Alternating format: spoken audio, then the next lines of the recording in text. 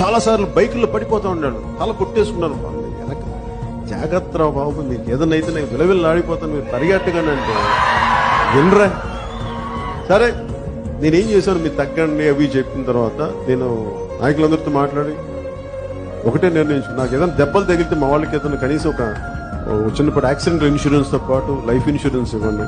నాకు నిజంగా 5 లక్షలు సరిపోలే, అది ఉన్న పరిస్థితులకి సరిపెట్టుకోవాల్సి వచ్చింది. నా లోపల ఏముందో చెప్తాను, అది ఒక రోజున సాధ్యపడుతుందని ఆలోచిస్తాను.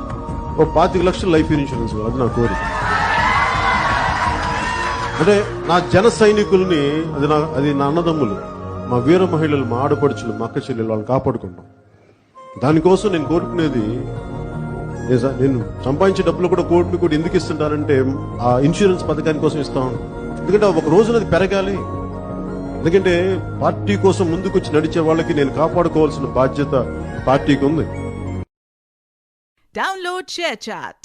నిజ జీవితంలో మీ అందరికీ తెలుసు, కేవలం ఏపీలోనే కాదు, ఇండియన్ పాలిటిక్స్కి ఉన్న ఏకైక నంబర్ 1 గేమ్ చేంజర్ ఇవాళ పవన్ కళ్యాణ్ గారే.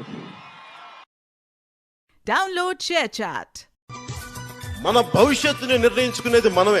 అది ఒక యువతలో ఉన్న శక్తి, యువకుల్లో ఉన్న శక్తి, మహిళా యువతలో ఉన్న శక్తి, ప్రతి యువతి యువకుల్లో ఉన్న శక్తి. దానిని ఎవరో కూర్చోబెట్టి నువ్వు చెయ్యలేవు, ఇది నీ వల్ల కాదు అని చెప్పే హక్కు ఎవరికీ లేదు అని చెప్పడానికి నిదర్శనం తమ్ముడు సినిమా. అది నేను గుర్తించాను, నేను దారి నడిచాను.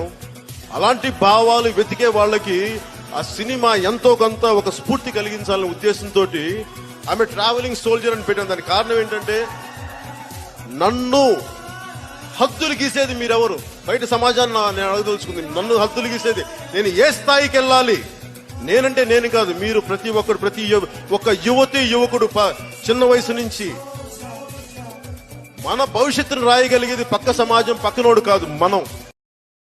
Download share chat.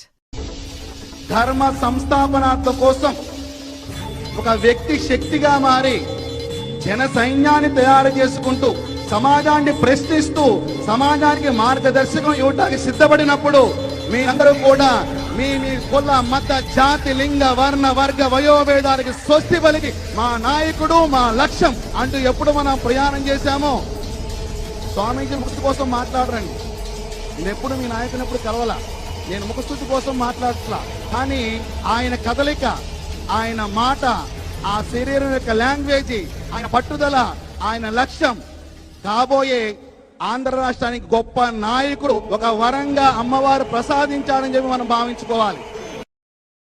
Download share chat.